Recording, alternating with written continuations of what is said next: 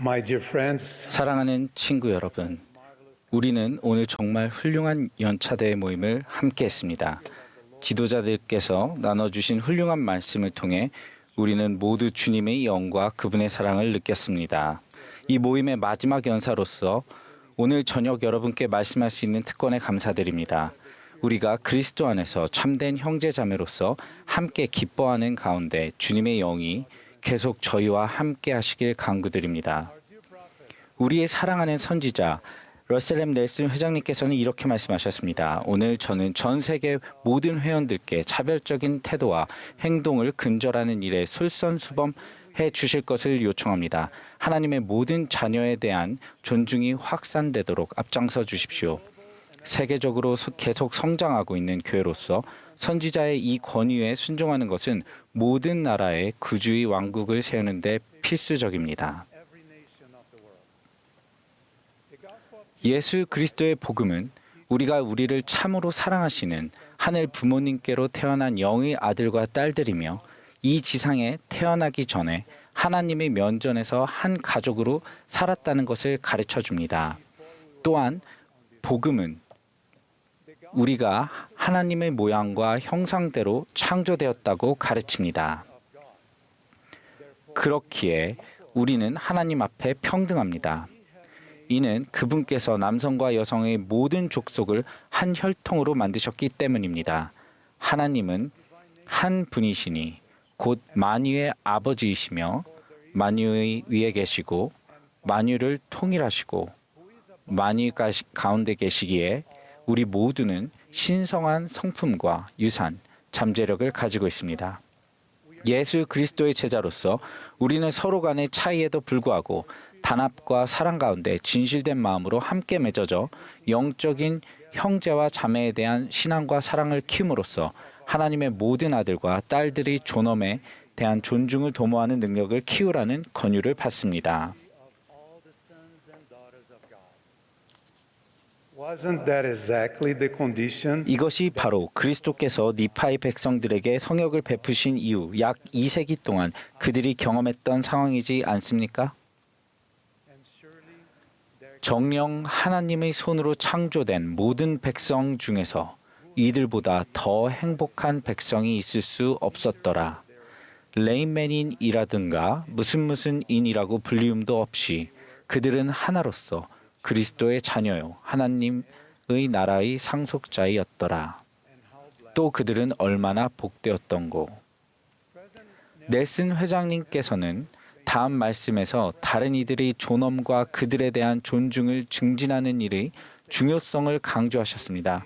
우리 모두의 창조주께서는 하나님의 자녀 중 어떤 집단에 대해서도 편견과 태도를 취하지 말 것을 우리 각자에게 요청하십니다. 다른 인종에 대해 편견을 가진 분이 있다면 회개해야 합니다. 하나님의 모든 아들과 딸이 마땅히 누려야 할 존엄과 존중을 수호하기 위해 우리는 우리의 영향권에서 우리 각자가 할 수 있는 모든 일을 다 해야 합니다. 실제로 인간의 존엄이라는 가치는 서로의 차이를 존중하는 것을 전제로 합니다.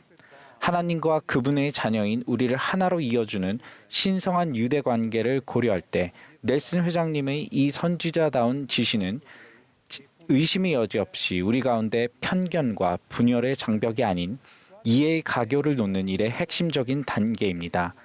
하지만 바울이 에베소인들에게 경고한 것처럼 이 목적을 성취하려면 개인적으로 그리고 모두 함께 겸손하고 온유하며 인내하는 마음으로 서로를 대하기 위해 노력해야 함을 인식해야 합니다.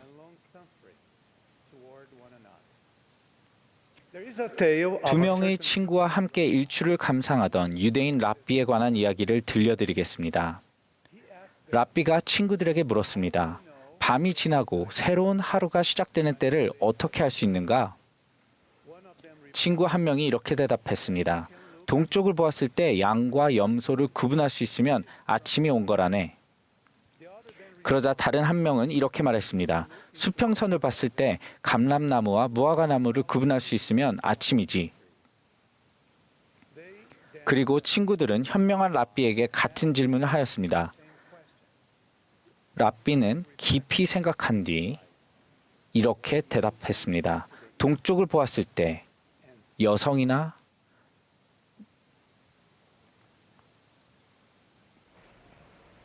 the face of a man. 남성의 얼굴을 보고 나의 자매구나 She is my sister. He is 또는 나의 형제구나 라고 말할 수 있으면 아침이 온 거라네. the delight of a new day. 사랑하는 친구 여러분, 우리 주변 사람들을 존엄과 존중으로 그리고 그리스도 안에서 참된 형제 자매로 대할 때 새 하루의 빛이 삶에서 더욱 밝게 빛난다는 것을 분명히 말씀드립니다. 지상 성역을 베푸시는 동안 예수께서는 이 원리의 완벽한 모범이 되셨습니다. 그분은 출신이나 사회적 지위, 문화적 특성과 관계없이 모든 사람에게 두루 다니시며 선한 일을 행하셨고 그들에게 그분께로 나아와 그분의 선하심에 참여하라고 권유하셨습니다. 그분은 성역을 베푸셨고 치유하셨으며 항상 모든 사람의 필요사항에 관심을 보이셨으며 특히 차별과 업신여김을 받고 소외된 이들에게 그렇게 하셨습니다. 그들을 당신의 형제 자매이자 같은 아버지의 아들과 딸로 보셨기에 그분은 아무도 거절하지 않으시며 평등과 사랑으로 그들을 대하셨습니다. 구주께서 이를 보여주신 놀라운 사건 중 하나는 갈릴리로 가시면서 의도적으로 사마리아를 지나는 길로 가셨을 때였습니다. 당시 예수께서는 야곱의 우물 곁에 앉아 쉬기로 하셨습니다. 때마침 사마리아 여인이 물을 깃기 위해 우물 곁으로 다가왔습니다. 이 모든 것을 아시는 예수께서는 그 여인에게 물을 좀 달라고 하셨습니다. 이 여인은 유대인이 사마리아 여자에게 도움을 청한 일에 놀라며 이렇게 말했습니다. 당신은 유대인으로서 어찌하여 사마리아 여자인 나에게 물을 달라 하나이까 하니 이는 유대인이 사마리아인과 상종하지 아니함이로라. But Jesus 하지만 예수께서는 사마리아인과 유대인 사이에 오랫동안 지속되어 왔던 적개심의 관습을 깨트리고 이 여인에게 사랑으로 성역을 베푸셨습니다. 그분은 여인이 기다려오던 사람, 즉 모든 것을 알려주실 메시아가 바로 당신이심을 알려주셨습니다. 이 친절한 성역으로 인해 여인은 동네로 달려가 사람들에게 이는 그리스도가 아니냐라고 말하며 이를 널리 알렸습니다. 저는 무정하고 사려가 없는 사람들에게서 부당한 대우를 받거나 업신여김을 당하거나 박해를 받는 사람들에게 깊은 연민을 느낍니다. 언어와 외모, 삶의 방식이 다르다는 이유로 비판과 무시를 당하는 선한 사람들의 고통을 제가 직접 목격했기 때문입니다. 또한 자신과는 다른 사람들은 열등하다고 믿어서 생각이 어두워지고 시야가 제한되며 마음이 굳어진 사람들을 볼 때면 깊은 슬픔을 느낍니다.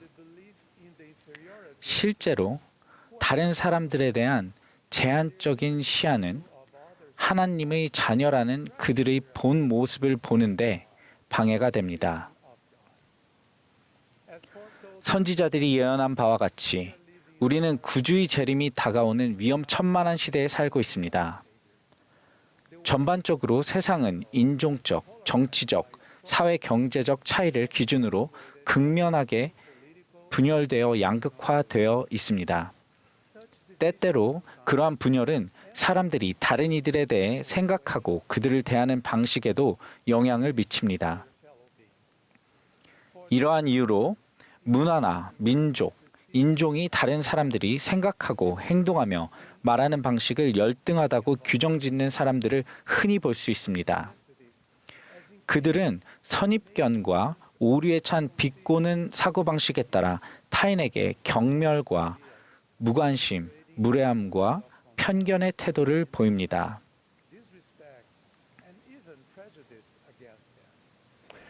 such 이러한 attitude 태도는 교만과 거만함, 시기, 질투와 같은 육신에 속한 본성의 뿌리를 두고 있으며 그리스도와 같은 성품과는 정반대인 것입니다. 그분의 참된 제자가 되려고 노력하는 사람들에게 이러한 행실은 부적절합니다. 사실상 성도들이 공동체에서 편견에서 비롯된 생각과 행동은 용납될 수 없습니다.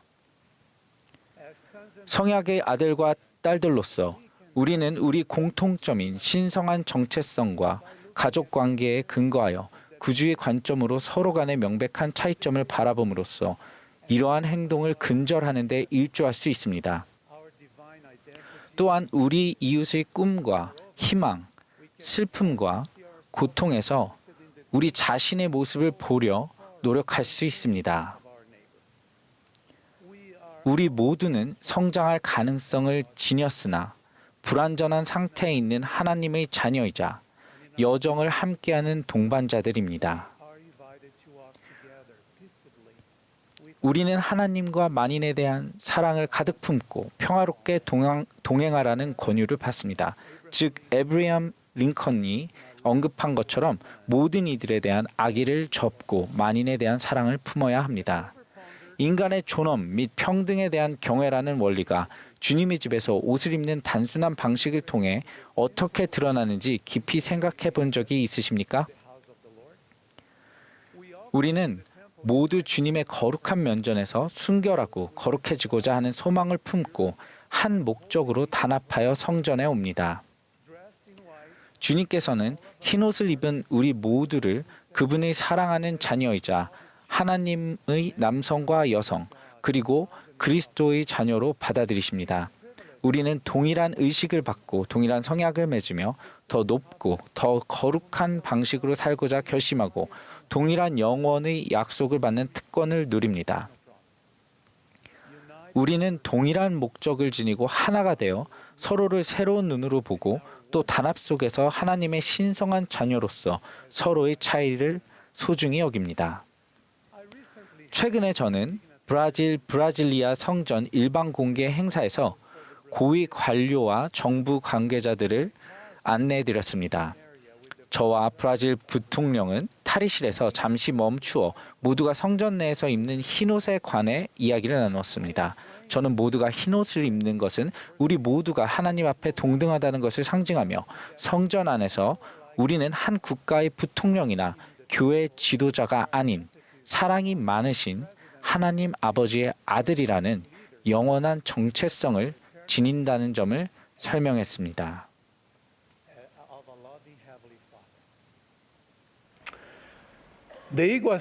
이구아수 강은 브라질 남부 지역을 따라 흐르다가 이구아수 폭포로 흘러들어가는 고원지대로 합류합니다. 세계적으로 유명한 이 폭포는 세계 7대 자연 경관 중 하나로 불리며 지상에서 가장 아름답고 인상적인 하나님의 창조물 중 하나입니다. 거대한 양의 물이 한 줄기 강이 되었다가 나뉘어져 수백 개의 비할 데 없이 특별한 폭포를 이루는 것입니다. 우리 모두는 신성한 유산과 가족 관계에서 비롯된 동일한 영적 기원과 본질을 공유하고 있기에 비유적으로 말하면 이 경이로운 폭포는 지상에 있는 하나님의 가족과 같습니다. 하지만 우리는 모두 서로 다른 생각과 경험, 의견을 가지고 있으며 문화와 인종, 국적도 서로 다릅니다. 그럼에도 불구하고 우리는 우리를 특별한 백성이자 사랑받는 공동체로 이어주는 신성한 유대관계를 지키며 하나님의 자녀이자 그리스도 안에서의 형제 자매로서 앞으로 나아갑니다. People and a beloved community. My dear brothers and sisters, 우리 모두가 하나님 앞에 평등하며 영원한 잠재력과 유산을 동등하게 풍성하게 부여받은 존재라는 간증과 지식을 우리 마음과 생각에 품을 수 있기를 바랍니다. 우리 사이의 영적인 친밀감을 더욱 향유하고 우리가 지닌 다양한 은사와 서로 다른 성품을 소중히 여깁시다. 이렇게 할 때 우리는 이구아수 폭포가 흐르는 것처럼 우리를 그분의 소유가 된 백성이자 그리스도의 자녀요 하나님 나라의 상속자로 규정하는 신성한 유대 관계를 지키면서 우리만의 길로 나아가게 될 것임을 약속드립니다. 필멸의 삶에서 계속해서 이렇게 나아간다면 새로운 날이 새로운 빛으로 시작될 것임을 간증드립니다.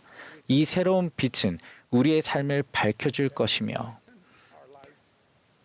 하나님께서 그분의 자녀들 가운데 창조하신 다양성을 더욱 소중히 여기고 그로부터 더욱 풍성히 축복받을 놀라운 기회를 비추어 줄 것입니다.